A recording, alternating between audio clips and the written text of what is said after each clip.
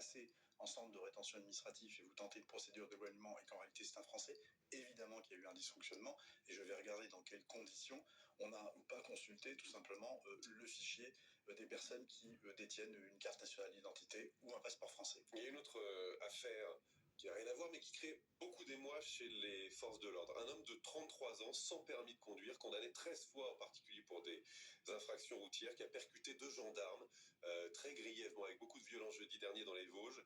Qu'est-ce que vous dites aux policiers et aux gendarmes, en l'occurrence ici, c'était des motards, qui ont peur de faire leur métier aujourd'hui?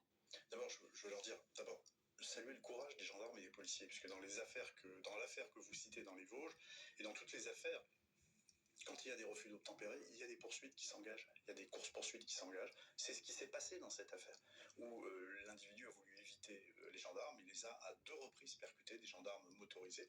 On a eu d'autres affaires encore, il y a quelques jours, cette nuit encore, donc il y a énormément de refus d'obtempérer. 25 000 refus d'obtempérer l'an dernier en France. Les instructions, moi, que je passe, évidemment, elles sont très claires, très précises, c'est de ne rien laisser passer en termes de refus d'obtempérer. Et donc, nous allons continuer.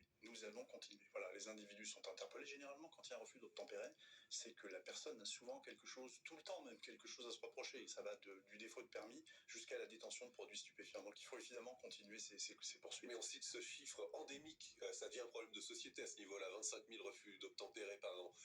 Est-ce que, alors, évidemment, ce sont les policiers et les gendarmes qui sont victimes bien souvent. Parfois aussi, ça se termine mal, malheureusement, pour les conducteurs. Mais il ne s'agit pas de blâmer ceux qui sont en première ligne, mais est-ce que l'institution doit s'interroger sur cette perte de confiance et de légitimité? L'institution s'interroge sur la perte d'autorité, quelque part. Il y a un problème d'autorité quand les gendarmes ou les policiers demandent évidemment de s'arrêter, on doit s'arrêter. Il y a un certain nombre d'individus qui ne le font pas parce qu'ils ont quelque chose à se reprocher. L'institution, elle répond par la fermeté, la course-poursuite et l'interpellation systématique. Dans le dossier que vous citez, l'individu va être poursuivi, c'est une décision du parquet pour meurtre quand même. Tentative. Donc voilà, l'institution, elle réagira tout le temps et elle le fait de manière extrêmement ferme. Mais il y a effectivement, quelque part, il y a aussi à d'autres étages que celui du ministère de l'Intérieur, à rappeler un certain nombre de règles fondamentaux de ce qu'est l'autorité et le respect de l'autorité. Puisqu'on parle de